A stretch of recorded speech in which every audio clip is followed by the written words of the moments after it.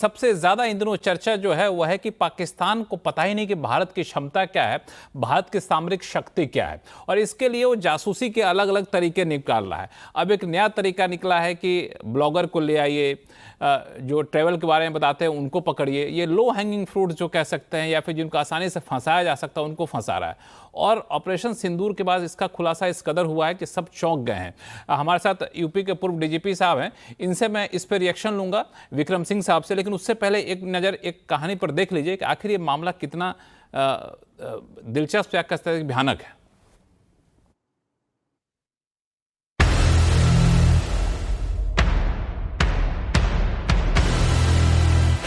भारत में एक्टिव पाकिस्तानी जासूसों पर स्ट्राइक।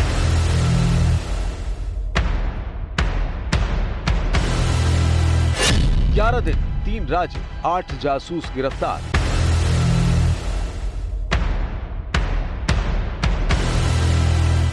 छह आरोपियों का संपर्क पाकिस्तान एम्बेसी से हुआ।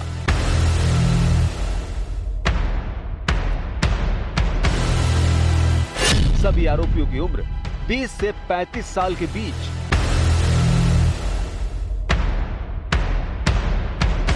घर के भेदी लंका ढाए तो क्या पहलगाम आतंकी हमले की साजिश इन्हीं आस्तीन के सांपों के सीक्रेट इनपुट के आधार पर रची गई? शक और सवाल इसलिए क्योंकि ऑपरेशन सिंदूर के दौरान ही जांच एजेंसियों ने भारत में एक्टिव पाकिस्तानी जासूसों का पता लगाने का काम 8 मई से शुरू कर दिया था। पिछले 11 दिनों में पाकिस्तान के लिए जासूसी करने के आरोप में 8 आरोपियों को गिरफ्तार किया गया, जिसमें सबसे ज्यादा हरियाणा के 5, पंजाब से 2 और यूपी से 1 आरोपी की गिरफ्तारी हुई। हरियाणा के हिसार से ज्योति मल्होत्रा, हरियाणा के पानीपत से नोमान इलाही, हरियाणा के कैथल से देवेंद्र सिंह, हरियाणा के नूह से अरमान, यूपी के मुरादाबाद से शहजाद और पंजाब के मलेरकोटला से गजाला और यमीन मोहम्मद को गिरफ्तार किया गया। यूट्यूबर ज्योति मल्होत्रा की जिंदगी के पन्ने जैसे जैसे पलट रहे हैं, सवालों की कतार लंबी होती जा रही है, क्योंकि ये मामला सिर्फ दुश्मन मुल्क के लिए जासूसी करने का नहीं है, बल्कि ये अपने देश से गद्दारी करने का भी मामला है। क्या ज्योति की 3 बार पाकिस्तान यात्रा इत्तेफाक है? क्या जनवरी के महीने में पहलगाम जाना भी इत्तेफाक है, जब वहां भीषण सर्दी में कोई नहीं जाता? क्या मार्च में ज्योति मल्होत्रा की पाकिस्तान यात्रा भी इत्तेफाक है? क्या पहलगाम हमले से पहले उसकी पाकिस्तान यात्रा इत्तेफाक है? क्या पाकिस्तानी इन्फ्लुएंसर का उसके बचाव में आना इत्तेफाक है? क्यों ज्योति ने अपने फोन में आईएसआई एजेंट शाकिर उर्फ राणा शहबाज का नाम जट रंधावा नाम से सेव किया? कैसे एक तो ये है पूरा जासूसी का पूरा नया तौर तरीका। हमने चाणक्य को भी पढ़ा था, उन्होंने अपने किताब में लिखा था कि जासूसी किस तरह के होते हैं। 4 अलग अलग जासूसों के प्रकार बताए थे। जासूसी का इतिहास काफ़ी पुराना है, लेकिन इतिहास का जो ताज़ा पन्ना निकल कर आया है वो सबकी आंखें खोल कर रख दिया है कि क्या इस तरीके की भी जासूसी हो सकती है। यूपी के पूर्व डीजीपी विक्रम सिंह साहब हैं हमारे साथ। विक्रम सिंह साहब, ये चीज़ें देखी तो आपको भी आश्चर्य हुआ, या फिर आप जब थे तो आपको इस तरह के जासूसी का अंदाजा था कि ऐसे भी लोग जासूसी कर सकते हैं? लक्ष्मण राय जी, सभी विद्वान पैनलिस्ट को मेरा नमस्कार। मुझे कोई आश्चर्य नहीं हुआ और न ही इसमें कोई चीज अप्रत्याशित है। ये पूरी तरीके से ऑन एक्सपेक्टेड लाइंस है। युद्ध का तौर तरीका थोड़ा बदला है, जैसे इंफॉर्मेशन वॉरफेयर और एसिमेट्रिक वॉरफेयर का अब युग है, तो इंफॉर्मेशन वॉरफेयर ये जिस तरीके के हम कहते हैं क्लाउन्स, ब्रेगार्स और विदूषकों को भी अब हम हमवार कर रहे हैं और इन विदूषकों को अपने पास ले रहे हैं, जिससे कि तथाकथित जनमत हमारे पक्ष में ये कर लें। और इस बात को स्वीकार की है ज्योति ने कि वो दरअसल पहलगाम में वहां सुरक्षा बलों की त्रुटि थी, वहां पे पर्यटकों की त्रुटि थी। पर्यटकों को और ज्यादा सावधान होना चाहिए था। इसमें किसी का कोई दोष नहीं, न भारत का न पाकिस्तान का। तो एक तरीके से कवर फायर दिया, और कवर फायर ज्योति ही ने नहीं दिया। अब ज्योति को कवर फायर देने के लिए उन्हीं के भाई बंधु आगे आ चुके हैं, वो और ज्यादा चिंता का विषय है। लेकिन इस तरीके के लोगों को हमवार करना, जो आप समझ लीजिए कि सामान्य मध्यवर्गीय परिवार से आते हैं, धन का प्रलोभन दे करके और इस तरीके से हनी ट्रैपिंग या रिवर्स हनी ट्रैपिंग करके उनको एक तरीके से अपने गिरफ्त में कर लेना, फिर मनमाने तरीके से स्लीपर सेल तैयार कर लेना, और जब पहलगाम हो जाता है तो इन स्लीपर सेल्स को अवेक सेल्स कर देना। अब भारत ने अभी 4 राज्यों में जो 14 निष्क्रिय किए हैं, और इन 14 से मुझे विश्वास है कि 15 दिन में, लक्ष्मण जी देखिएगा, ये हो जाएगी इसकी संख्या करीब 100। और जिस तरीके के खुलासे हो रहे हैं, आप स्पष्ट देखिए, सिम कार्ड ये दें, ऐप बना करके कम्युनिकेट ये करें, थोराया मोबाइल नेटवर्क से कम्युनिकेट ये करें, टेलीग्राम, सिग्नल, व्हाट्सएप और इस तरीके के जो गोपनीय रोग ऐप्स हैं, इनके माध्यम से ये संपर्क सूत्र बनाएं, फर्जी पाकिस्तानी करेंसी का आदान प्रदान भारत में करें और यहाँ की करेंसी अपने हैंडलर्स को दें, भारत के सिम कार्ड उनको दें। ये पहले भी होता रहा था, लेकिन इसकी चर्चा, लेकिन पहलगाम की घटना के बाद ऑपरेशन सिंदूर के आलोक में जब ये हो रहा है, तो इसका महत्व बहुत ज्यादा बढ़ गया है। महत्व इसलिए भी बढ़ गया है कि जो आपने देखा था, अभी आपने माधुरी गुप्ता का एक हनी ट्रैपिंग रिवर्स देखा था, अब आप हनी ट्रैपिंग इसकी दानिश के साथ आ रही ज्योति की, तो इसके साथ साथ जो खुलासे, और आपने सबसे महत्वपूर्ण बात, जब कोई अपराधी अपने मोबाइल फोन में, फोन डायरेक्टरी में छदम नाम से वास्तविक अपराधी का नाम पंजीकृत करता है, वो पहला एडमिशन ऑफ गिल्ट होता है। पहला, ये चाहे कोई रिश्वत का केस हो या देशद्रोह का केस हो, अगर प्रमुख आरोपी का नाम रंधावा जट करके लिख रहा है, तो मान के चलिए कि दाल में काला नहीं, दाल ही पूरी काली है। अब लक्ष्मण जी, सबसे पहली बात आती इनकी पूछताछ आख्या। आज ही किसी ने कहा था, लेकिन हरियाणा के पुलिस अधीक्षक ने यह नहीं बताया कि कोई गंभीर दस्तावेज तो मिले नहीं, कोई गोपनीय दस्तावेज तो मिले नहीं। मैं पत्रकार बंधुओं से बड़ी विनम्रता से कहूंगा, अगर मिलेंगे भी तो हम आपको बताएंगे नहीं। अगर हम आपको बता देंगे तो लानत है हमारे वर्दी पहनने पर और पुलिस में या सुरक्षा बलों में होने का। हम बिल्कुल नहीं बताएंगे, बल्कि मेरे युग में किसी पत्रकार ने यही पूछा था कि आप अपने गोपनीय तकनीक और अपने गोपनीय तौर तरीके और आपको क्या मिला है। हमने कहा, पत्रकार महोदय, पहले तो मैं आप ही का MRI और जरा CT स्कैन कर लूं, क्योंकि हमें आपका प्रश्न ही बहुत ही नाजायज और गैर जिम्मेदाराना लग रहा है। वो कोई अधिकार नहीं जानने का कि मैंने कौन से दस्तावेज प्राप्त किए या मेरी इन्वेस्टिगेशन की दिशा किधर जा रही है। इसलिए ये सवाल ही गलत है। लेकिन वो युग दूसरा था, आज युग दूसरा है। लेकिन आप मान के चलिए, उत्कृष्ट इन्वेस्टिगेशन, आज इन्वेस्टिगेशन के टूल से मैं तो चाहूंगा इनका वो भी कराया जाए, नार्को एनालिसिस और पॉलीग्राफ टेस्ट कराया जाए।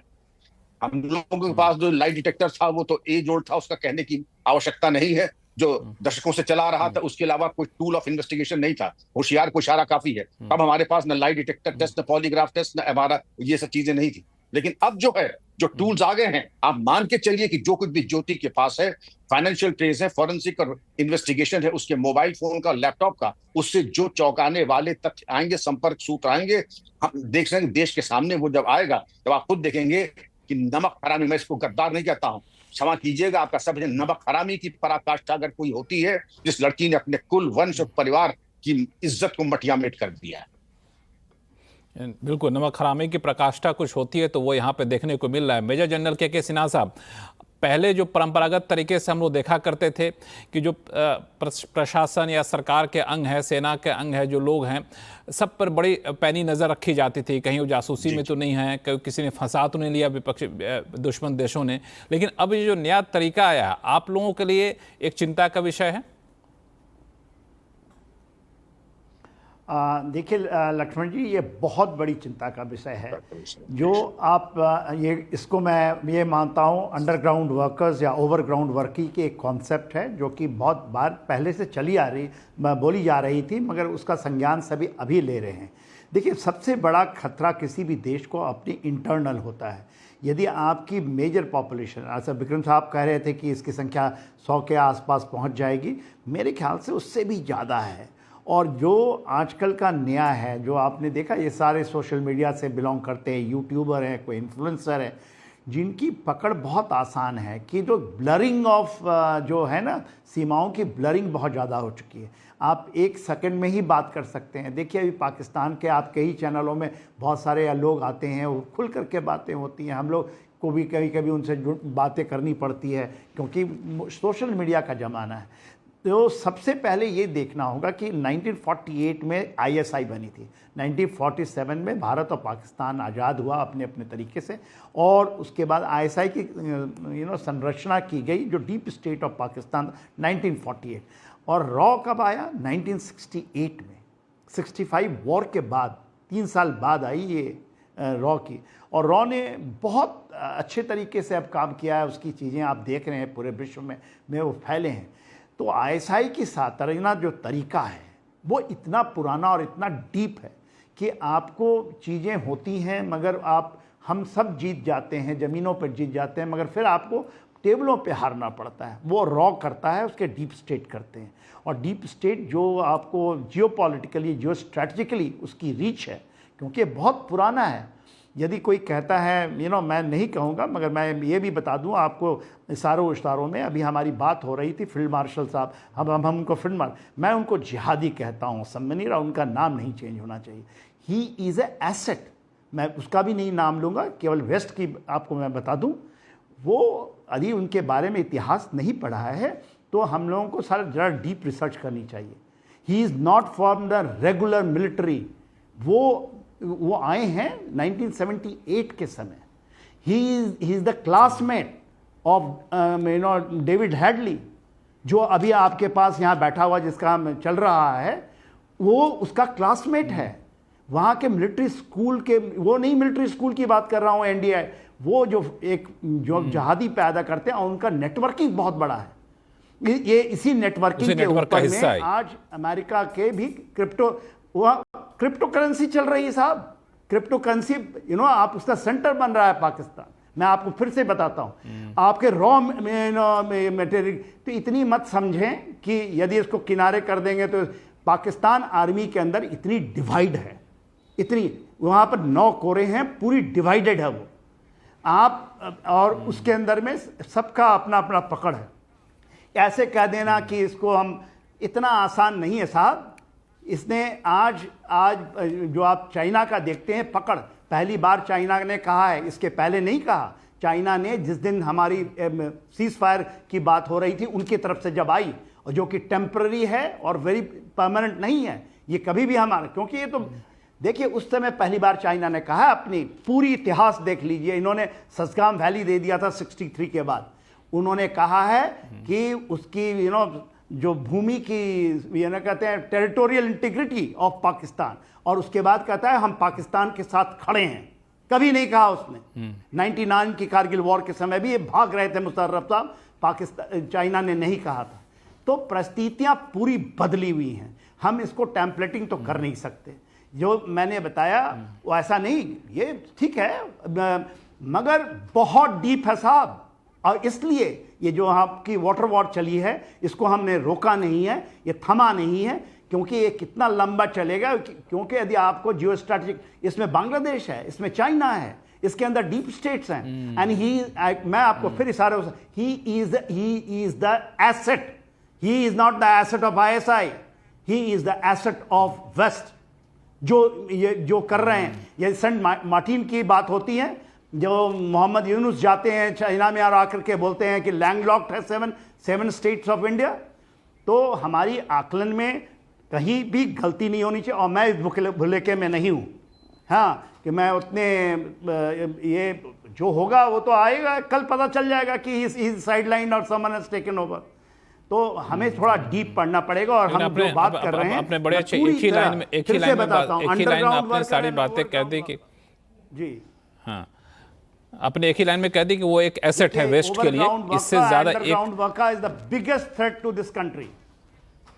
हाँ, ओवरग्राउंड वर्कर और अंडरग्राउंड वर्कर, पाकिस्तान इतना थ्रेट नहीं है जितना कि अंडरग्राउंड और ओवरग्राउंड वर्कर्स हैं।